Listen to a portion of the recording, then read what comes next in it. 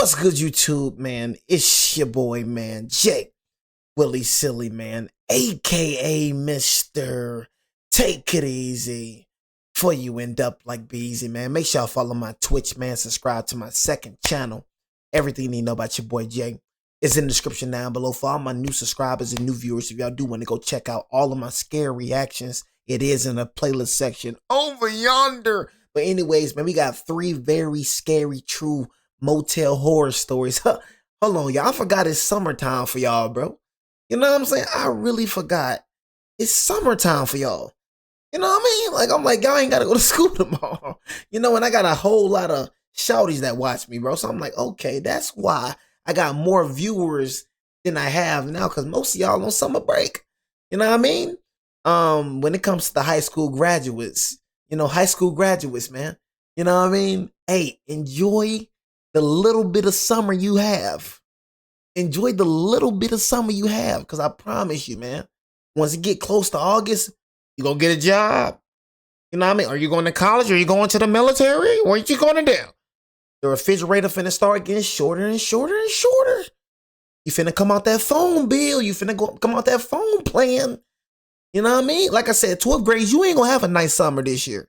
Now, the 11th grades going to 12th grades, you better prepare. But the 9th and 10th grades, have a blast. You know what I'm saying? But for the 12th grades, you ain't finna have a lot of fun this summer. Promise y'all, best believe that. You know what I mean? A lot of y'all, oh my God.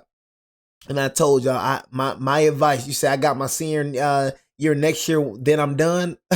Hey, the best advice that I can give to everybody. Now, the seniors, they're done. You know what I mean? Seniors, they're done. But the best advice that I can give to people that's going into senior year is enjoy every single moment. The worst thing that I could have said, bro, the stupidest thing I've ever said in my life? I cannot wait till I grow up. And you think you know what life is. You know what I'm saying? You think you know what life is. You better stay your butt in high school. You better enjoy this summer. Whatever your name is, Trey, you better enjoy this summer. Because mommy and daddy ain't going to be too nice once you graduate. You know what I mean? Thumbnail time. Hey, man. Crazy, man. It really be funny. Like, I'll be like, bro, these folks really don't know. Because one thing you got to understand, you're going to go through trials, or you're going to go through tribulations. That's what these folks don't understand. You're not going to have a perfect life. There's no such thing, a life without problems. You're going to have problems. You know what I'm saying? You're going to have trials. You're going to have some things going to happen to you, what you just cannot control. Get ready for it.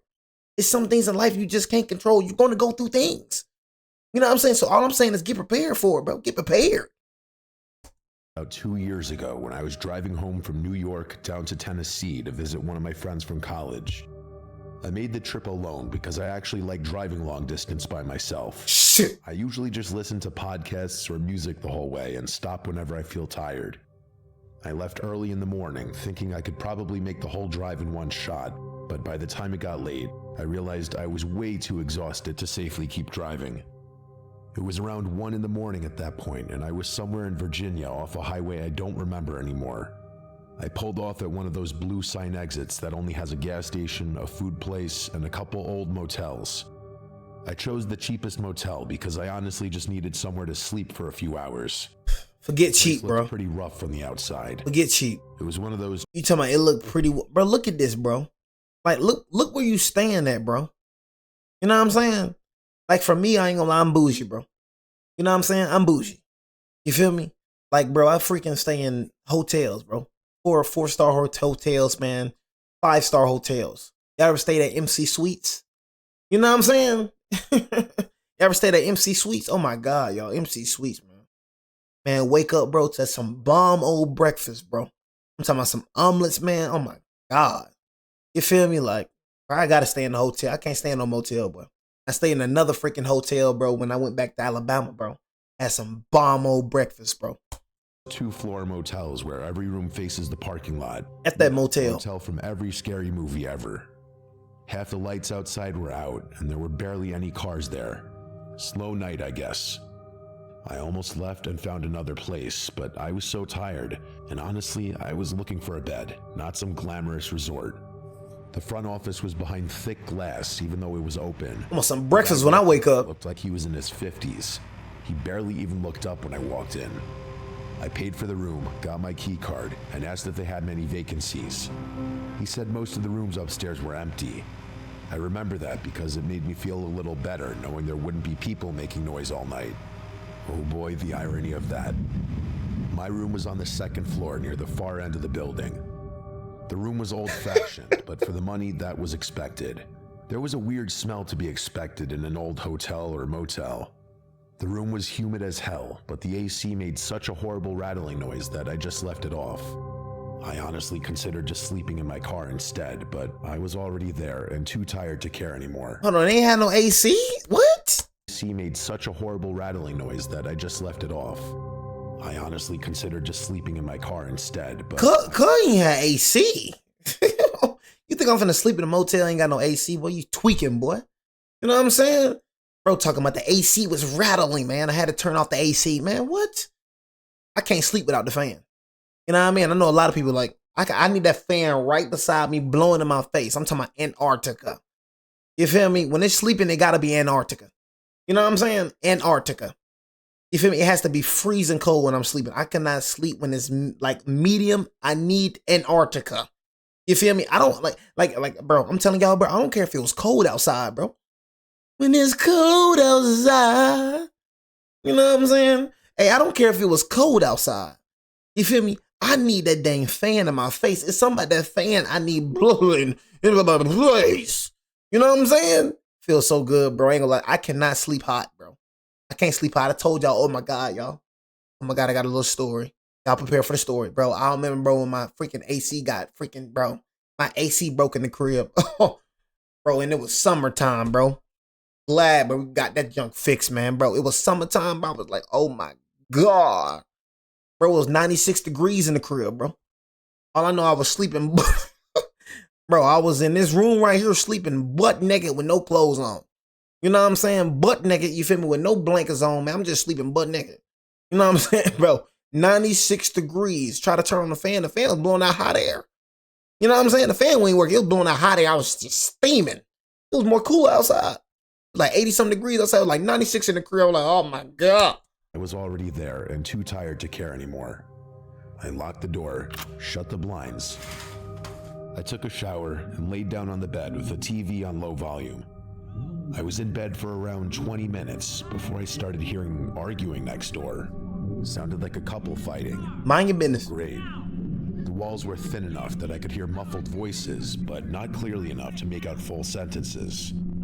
I was annoyed because I thought it was going to keep me awake all night. One voice sounded deeper and angry, while the other sounded softer. The weird thing was the softer voice didn't sound female exactly. It sounded like someone mimicking a woman's voice, an obvious higher pitched voice coming from a man. The argument kept going back and forth for a while. One voice would get loud and aggressive, and then the other would respond sounding serious, and then the other would respond sounding nervous. I started noticing something strange though. The timing between the voices felt suspiciously perfect. There was never any overlap, like in basically any real fight. Like on some TV junk. Each voice waited perfectly for the other to finish. I turned my TV volume down and sat there listening closer. That's when it hit me that it was one guy doing both voices. Once I realized, I couldn't unhear it. The deeper voice sounded natural, but the softer voice sounded like the same man trying to imitate somebody else, I guess a female. I remember feeling this weird pit in my stomach because it suddenly changed the entire situation from an annoying argument to something seriously disturbing. Motherfucker talking to itself. Know what I mean? I didn't do that. Yes, you did. Split personalities. We just did a video about a girl that thought about she had some Jess and Abby and freaking Jess has some Agabel, whatever the personality she was talking about. You know what I mean? Bro, literally, it's literally midnight. And bro was in the next room arguing with himself, acting like he two different people. I did not do that. Yes, you did. I need to go to sleep. You're not going to sleep right now. Oh my God, Basar, freaking lunatic. You know what I'm saying? Bro said, I have that. Whatever your name is, Drayden in Norris, stop trying to act like you're a weirdo. You know what I'm saying? That's kind of like weird. You know what I mean? I'm sorry, YouTube. I'm talking to a dude that's been acting like he's demonic. You're acting, bro. Stop lying. You know what I'm saying? You just want attention. You're regular, bro. You're perfectly normal. You know, that's the most weirdest thing, right? You're trying to act like you're crazy. You're trying to act like you're insane. One thing about a crazy person and an insane person, they're not going to keep saying it over and over again. You're not insane. You're not crazy. Sit your little stupid stuff down trying to act like you demonic. No matter how I tried to explain it away or rationalize it, I would realize it just didn't make any sense. The so-called argument kept going for another few minutes before suddenly stopping completely for there to just be silence. I remember laying there staring at the ceiling, hoping maybe the guy had finally gotten tired of whatever the hell he was doing. Then I heard a few slow knocks on the wall beside my bed. A fist hitting the wall like you'd knock on a door. My head shot to the left. Then I heard this muffled voice through the wall saying, "I hear you in there." I held my breath. Then the guy knocked again and said the same thing again, like he was waiting for acknowledgement. He was trying to do some creepy, playful voice, like he found something funny. I wasn't having any of this. I grabbed the remote and turned the TV volume up, trying to drown him out. Bro say he turned the TV volume up. Man, I would have scurried off the lot. For maybe 30 seconds, there was no sound at all. Then I heard the vibration of a door opening outside. Hearing that instantly made my heart start racing because I knew he had left his room. I muted the TV and listened carefully. I could feel the vibration of footsteps on the balcony outside approach my room. My blinds were fully shut except for a tiny crack near the edge where they didn't fully meet the wall. I kept staring at that crack, wondering if I should look or not. Part of me thought I was just making the situation scarier in my head than it actually was. This motherfucker literally said, "I know you're in there." Come, my man, what type of sane person? I'm talking to himself like this. You know what I mean? Talking to himself like this. I didn't do that. Yes, you did. How you know I did it? Because I heard you.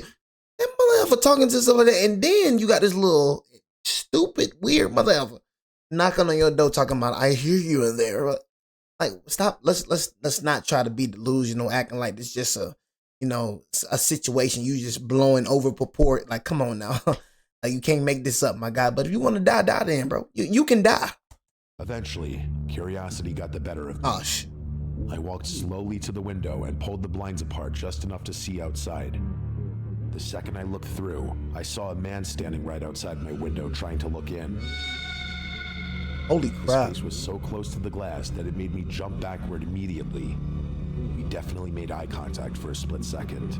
His eyes looked wide open. The second I moved away from the window, he started making these weird voices outside. I promise this when I say he sounded like he was imitating characters. I don't know what characters, but he was having a whole creepy voice acting practice outside my motel room door. Then he started knocking on my door while changing his voice over and over. 1 second he sounded high-pitched and childish, then suddenly deep and angry. I remember one of the voices sounding like an exaggerated southern accent. It would have sounded ridiculous, maybe even funny in any normal situation, but hearing it outside my motel room at nearly 2 in the morning terrified me. This was obviously a sick, mentally ill person. The knocking kept getting harder. Put them sick bullets in them. You know what I'm saying? Like I said, I would have hid straight in that bathroom right there. I would have unlocked the door for you. I would have unlocked the door for you. I ain't gonna lie, I would have unlocked the door for you, bro. You know what I'm saying? I ain't gonna lie, I would have unlocked that door. Let you come right in. Would have put them sick, mentally ill bullets in your head. Not enough to break the door down, but enough that I thought the whole motel could hear it. I called the front office immediately and told the guy that somebody outside my room was acting insane and wouldn't leave me alone. The guy sounded irritated at first until he probably heard the banging through the phone. Then his tone changed and he said he'd come up right away. The guy outside kept switching voices and knocking for another minute or two. Then suddenly it stopped completely. I looked through the peephole and saw him speed walking back into the room beside mine. A few seconds later, the motel worker came upstairs carrying a flashlight and his other hand on his holster. He knocked on the door next to mine after seeing the guy speed off into that room, and he started trying to talk to the guy inside. I couldn't hear everything clearly, but he kept asking him to open the door. There was no answer at all from inside. The worker stood there for maybe a minute before finally coming over to me. I opened the door and explained everything that happened. The worker hesitated for a second before saying the guy had been staying there for a while. That answer alone made me want to leave immediately. I asked if I could switch rooms, and he said yes. He moved me to a room downstairs near the front office, right by my car. I grabbed my few belongings as fast as possible and followed him down there. The new room was basically identical to the first one, except not next to a mentally ill person. I remember feeling relieved once I locked myself inside, because I figured there was no way the guy would bother me again after management got involved. I turned the TV on quietly and sat awake for a while, replaying the whole thing in my head. Eventually, exhaustion caught up to me, and I started drifting off. I don't know how much time passed before I woke up again, but it was still dark outside. What woke me up was the sound of someone outside the room. I looked toward the window and saw a shadow move past the crack in the blinds. Then a few seconds later, it passed again. Not this again. I carefully moved closer to the window without making noise and looked through the crack. It was the same guy from upstairs. He was creepily walking past my room over and over again. The weird part was he wasn't making voices anymore. He wasn't knocking either. He just kept walking by while looking toward the room every time he passed. I remember feeling even more uncomfortable because now he seemed calm. I watched him do this maybe 4 or 5 times before he eventually disappeared toward the back of the motel. I didn't sleep again after that. The second the sun started coming up, I packed all my stuff, threw it in the car, and left without even returning the key card. I stopped at a gas station down the road for coffee and realized my hands were still shaking. People are weird and downright dangerous. Elliot. Staying at a creepy motel is perhaps how to do a speed run of meeting those people. People are weird and downright dangerous, bro. I'm telling you, bro. That's why I just do not be understanding how y'all be out here walking loose, bro. I don't get it. I don't get it, bro. You know what I'm saying? Like, bro. See, my man ain't bothering nobody, bro. He just got a little weird buffoon right beside him, bro. You know what I'm saying? My man ain't bothering nobody. Bro just trying to sleep. You got this little weirdo keep messing with him, bro. People is weird, bro. I'm telling y'all, bro. People is strange, bro. You know what I'm saying? I will not stay at one again. Y'all folks better start being aware where y'all surroundings, bro. Everywhere y'all go, y'all folks better be aware of y'all surroundings, bro. Folks is weird out here, real. So just to preface, this happened in 2022 when I was a freshman in college. I'm from Central Texas and went to Texas State University. My family had to come pick me up from my dorm during spring break so we could go on a road trip to Oklahoma. Why Oklahoma? Well, I got a question though, like, when it comes to people that go to college, like, if you're not trying to do something, you know what I'm saying, that, like, being an engineer, being a nurse, being a doctor, being a lawyer, like, you need to go to college for those things. But if you're not going to college for, like, no, you got people that's going to college, you know what I'm saying, for no exact reason. Like, why are y'all going to college? You know what I'm saying? Like, I just don't understand it, bro. You know what I'm saying? Like, I don't understand the college. I don't understand it, bro. You know what I'm saying? Like, what is so big about college? Like, why is college so forced on children? Like, why do y'all want to go to college? Because you start thinking about it, it's like, even if you get a degree or whatever, you're still going to have to move back home with your parents. Like, you're going to have to move back home with your parents until you get yourself back on your feet. You're not just going to find a job where you're just going to start making money off the rip. You know what I'm saying? Like, it's just money. Even if the money just start, you know what I'm saying? Like, even if it's nursing school, whatever, you're going to have to, you know what I'm saying? Especially how high living is now. So you're going to college, bro, wasting 4 years. You know, Bill Gates dropped out of college. Jeff Bezos dropped out of college. You know what I'm saying? Like I said, if you want to go to college, you go to college. You know what I'm saying? Go to college, bro. But, bro, you're wasting literally 4 years of your life. Think about it, bro. You're wasting 4. Most of y'all don't even have money going to college. Most of these people that go to college don't have no type of money. You could work on school. You could work on campus, but guess what? You know what I'm saying? They not paying like that. You feel me? So you're really wasting like 4 years of your life. You know what I'm saying? To go to college. Whole time somebody ain't go to college, you know what I'm saying? He already making his ends meet, you know what I mean? Already moving out his mama crib, got his money stacked up. He already ahead of you. You wasting 4 years, you know what I mean, to get a degree. And then after you get a degree, you got to work To get out your mama house, then you got to work to stack your ends. I don't know, bro. For me, bro, this is how I feel, bro. In certain aspects, I feel like college, bro, is a setback, bro. This is how I feel. I ain't gonna lie. A lot of Native American history there, and my stepmom. I feel like it's a setback if you're going for something. If you're going for something, if you're going for something you just not sure of. It's a lot of people that's majoring in stuff. You don't even know if you're gonna get a job after. A lot of people that's majoring in things just to major in things, bro. You know what I mean? Certain things you have to go to college for. I know that. I'm not speaking about that type of audience. I'm speaking about the people that just go to college, just to go to freaking college, bro. You know what I'm saying? If you just going to college, just go to college. Like, come on, bro. You know how many people just going to college, just go to college? You just majoring in something that you're not going to use. You know what I'm saying? Like, come on, bro. My major is philosophy. Motherfucker, what you just say?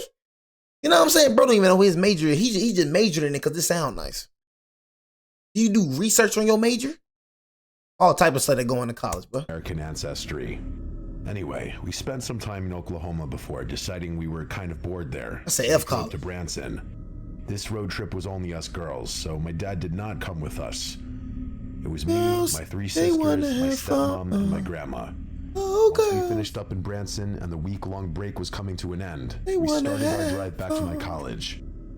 The drive obviously couldn't be done in one night alone, so around 8 p.m., we decided to stop at a random motel on the side of the highway to get some sleep. We checked in and paid, but before settling in, we decided to get some pizza. Before leaving, we dropped our stuff off in our rooms. My grandma called us asking what the room number was so she could change real fast. We were standing in the lobby when she called, and my sister told her the room number out loud. That's when I noticed this man just standing at the entrance of the building. I'm very hyper aware of things because I'm scared of everything, so I always scan around and make sure nothing feels out of the ordinary. This man was wearing a black knitted sweater and black pants. I asked my sister why she thought he was standing there like that without doing anything. She brushed it off, but I didn't. At that point, I started getting even more nervous because I realized she had just said our room number out loud while this man could clearly hear her since the motel wasn't very big at all. We had to walk past him to leave, and when we did, I made eye contact with him that still sends shivers down my spine to this day. But that was it for the moment. We came back around 10 or 11 p.m. By then, we were exhausted from driving all day and just wanted to sleep. Me and my 2 sisters walked into the motel while my other sister, stepmom, and grandma stayed outside getting things from the car. When we walked in, I saw that guy again. This time, he was sitting in the far back corner of the lobby where there were TVs. That whole section was dark with no lights on. He was just sitting there doing nothing. That freaked me out even more. To make things worse, my grandma called again asking for the room number, and once again, my sister said it out loud right in front of the man. I started walking a little faster and noticed the man was now on his phone talking to someone. I couldn't hear what he was saying because he was whispering. We went up to the second floor where our rooms were. 2 of my sisters were in one room, and my other sister, stepmom, and grandma were in another room. The rooms weren't directly next to each other. There was one room separating them. We went into our room, and everything seemed fine for a little while. We were just laying on our phones getting ready for bed. Maybe 20 minutes later, we heard a knock on the door. I had already been telling my sisters how scared I was, so this immediately freaked me out because I thought it was that creepy man from downstairs. Thankfully, it was my stepmom. The second we opened the door, she rushed inside. That instantly triggered alarm bells in my head. I asked her what happened. She told us to start packing immediately, and I could tell she was dead serious. So we started packing. While we were packing, she explained that she had opened her door to put some trash outside and was suddenly face to face with a man standing silently against the wall right beside the door. When she opened it, he didn't even look surprised. He just stared at her for a second. Then she said the worst part. After staring at her, he calmly walked into the room separating our 2 rooms. That completely sent me over the edge. We all started leaving the motel while my stepmom went to the front desk to ask for a refund. Surprisingly, they actually gave her one after she explained the situation. After that, we walked outside only to see the same guy stepping out of the elevator and heading back into the lobby.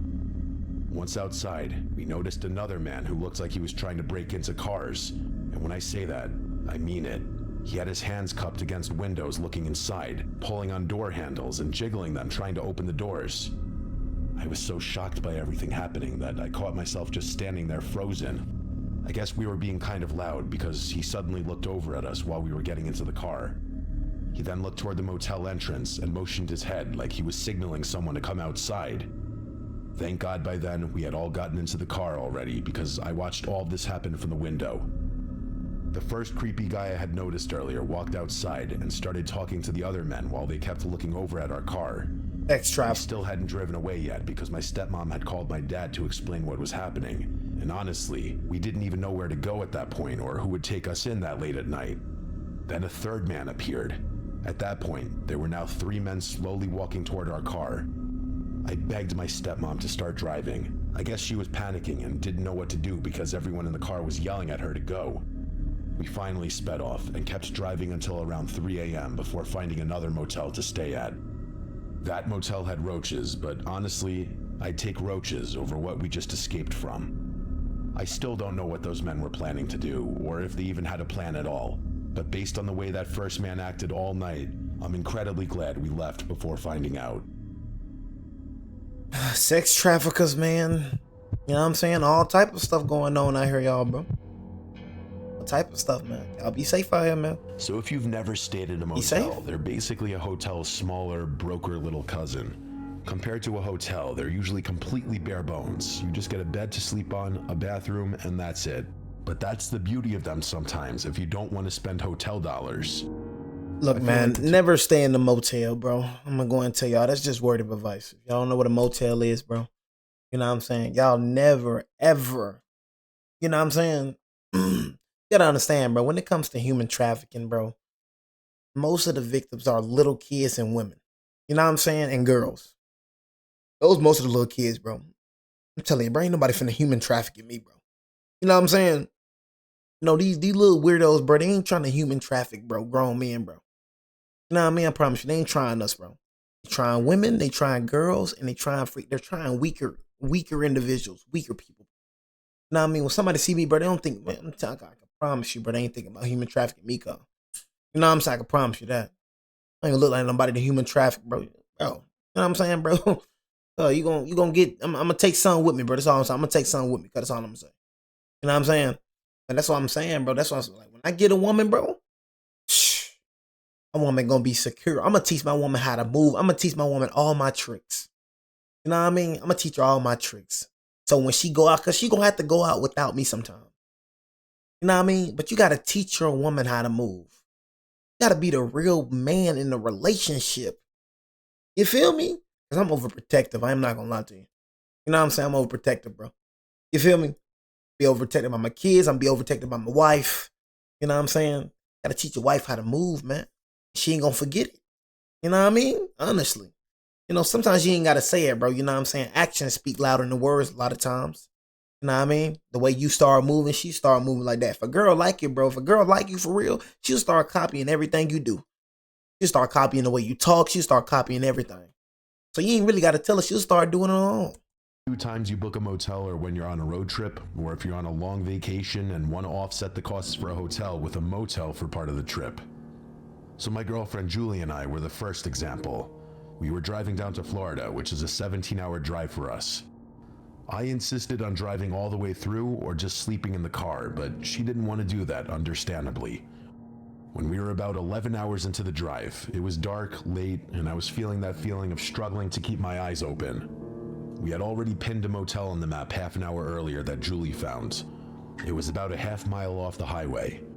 Julie was already asleep. I would wake her up when we got to the motel. Julie already booked us a reservation for the hotel. Seeing 2 minutes left on the screen was a huge relief. I pulled us off the highway and eventually into the parking lot of the motel. It was kind of dead in there. I think there was one other car, and honestly, it could have been the front office employees. I woke Julie up and I told her I'm gonna check us in. I went to the little front office and there was a woman sitting in there. She looked tired and disheveled, but she still gave me a smile and greeted me. I think she was sleeping, but then got up and went to the office to greet us for the reservation. She gave me the key and told me the room number, room 5. It was the far corner on the ground level. Julie and I brought our small bags into the room. It was a basic motel room. We took turns in the bathroom brushing our teeth and whatever. When I went through my bag and realized my phone charger was still in the car, I got up and told Julie I'd be right back. She just gave me a little grunt like she was too tired and saying a word would use up too much energy. I opened the door and left it cracked open. I walked over to the car and pressed the button on the key fob to unlock it. The lights lit up, and I think that's when I noticed the lights in the front office were off. The lady went back to sleep, I guess. Maybe that car was hers and she lives on the property. Wouldn't surprise me. But now, the place was completely dark. It was a little eerie. Not even any traffic on the road. As I got to my car, I dug around looking for my charger. I have the new iPhone with the USB-C port. Julie has the old one, and she always likes to unplug my phone so she could connect to CarPlay. So I took a minute looking for it till I found it in the center compartment. I guess she put it there. I closed the door, and my heart nearly stopped when I saw someone right by the door to our room. It was a man. I left the door cracked open just as a subconscious habit so I wouldn't get locked out, even if they weren't automatic locking doors. I jogged over to make it clear I was there before this man entered the room or something weird. I have to admit, this man was large. Not just tall, but big frame too. He had on a long trench coat that did not fit the mildly chilly weather. As I got close to the door, it really looked like he was planning on opening the door. When he heard me coming, he turned around. The man from the start smiled and had a very soft demeanor. The way he spoke was so soft that instead of being calming, it was off-putting. He asked me how I was doing tonight. Mind you, it was like past 1 a.m. I could read something weird in his intentions with his small talk, so I deflected it and skipped to the important question, if there even was one, which was, "What are you doing walking around so late? Are you staying here?" He shot back his answer quickly in the same soft voice, saying, "Oh, I'm staying upstairs. Just going for a stroll." I nodded, and then smiled back and said, "Well, enjoy your walk. Have a good night." He smiled and nodded, and then I went inside and shut the door. I was pretty quick to lock it. Julie was in bed already, snoring. She sleeps like a baby, otherwise I would have been talking to her about how weird that encounter just was. I stood by the door with my ear up to it. I wasn't sure if I'd be able to hear footsteps walking away or not. All I know is, I didn't. Was he still standing there? I was scared to know, but I had to. I got on my knees, literally, and crawled over to the window, and very delicately moved the curtain a bit to the side, just enough at an angle to see in front of the door of the room. He was there. He was actually standing in front of our motel room door as if he was just staring at it. I lay on the floor like that for 10 minutes. He wouldn't move. It was like I was having a staring contest with him, and he was having a staring contest with our door. I eventually said this and crawled over to the bed. When I got into the bed, I shook Julie awake but told her to be quiet. She was groggy until I explained everything about that encounter and that he's still outside the door. I didn't want to scare her, but I also didn't want to be alone with the situation, and I knew she wouldn't believe me if I didn't tell her. I whispered at her to go crawl to the window and look out it. She said I was scaring her and to stop, but I begged her to go look so she'd believe me. She gave in and got on her knees and crawled to the window where I moved the curtain. She looked out to the door and said, "He's not there." I said, "Look harder, are you sure?" And then she gasped, if not shrieked. She got up and ran back to the bed. I honestly panicked and said, "What is it? What did you see?" She replied to me to go look out the window at the rooms across the parking lot. I crawled back to the window and looked around, and I saw it very quickly. The guy in the trench coat was across the parking lot. He was standing still, but still facing our room. Actually, he was facing the window, I know it, like he saw me watching him. I looked for 30 seconds and he didn't move. I yanked the curtain shut. I told Julie I'm freaking the f*** out. I grabbed a blunt object just to keep by the bed secretly. I didn't want Julie seeing that and realizing— Bro got a whole girlfriend and don't got no strap. How you got a girlfriend and you can't even protect her, bro? Come on, bro. You supposed to be the protector. They gonna protect your girlfriend and you ain't got no strap. These dudes got straps out here. You know what I'm saying? Bro's got switches, bro got ARs, bro got Dracos, bro got all type of stuff out here. You ain't got no Glock. You know what I'm saying? You ain't got nothing on you. You just lacking wise cracking. You know what I'm saying? Y'all be having girlfriends, can't even protect your girl. I'm the protector. You feel me? Me. When she go outside, she ain't gotta worry about nothing. Hey, babe. You know what I'm saying? Like my ex-girlfriend, bro. Used to love being with me. You feel me? She used to be walking like a little kid. You feel me? Had no clue about what's going on because she already know I'm looking. She know ain't nothing gonna happen to her when she with me. She knew it. I let her know off the rip, ain't nothing gonna happen to you when you with me, baby, for real. You feel me? You mother effers, man. Riding around, grab the blunt object. Nah, man, I'm riding with the shorty with the 40 ready in his glory trying to catch a body and tell his homies a story. You know what I'm saying? Shorty got the 40, he ain't playing no games. He's trying to catch a body. He's trying to think, man, you know what I'm saying? That's what I'm doing. I got the 40 with me. You know what I'm saying? Dude's got blunt objects. What a bro, you know what I'm saying? What bro got like some type of, you know what I mean, FN or something. You know what I mean? Pull out a little FN or something. You know what I mean? Or a Glock or something. You know what I mean? Or Smith & Wesson or something. What you gonna do with something? Hit him with a blunt object or something? But you gonna die or something. Come on, pull it up with a blunt object or something. I was expecting things to get physical. We waited in the bed for like an hour, and at some point in that time, we thought we heard footsteps walk by outside, but we couldn't be sure. All I know is we both agreed we heard something outside by the window. The terrifying thought that he was outside our window the entire time was actually sick. Part of me just sensed it, that he was right outside. It was so what you gonna do? And we were so shot from the drive that I think we just faded away without realizing it. We woke up the next morning, actually relieved we made it through the night. We put our stuff in the car and I went to the front desk. The same lady was there. I think she owned the place. I returned the key and told her about the man in the trench coat and how he was creepily walking around and then standing outside our door for 10 minutes. The woman looked scared and surprised when I told her this. She said she knew of no such man. She also said we were the only guests that night. When I asked, she said she had no cameras either. Julie and I thanked the woman and we got the f*** out of there. I almost felt bad for that woman, leaving her there alone. For real? But honestly, Julie and I didn't want to be there another second. It was just an extremely strange night. A once-in-a-lifetime creepy experience that we'll forever tell at gatherings.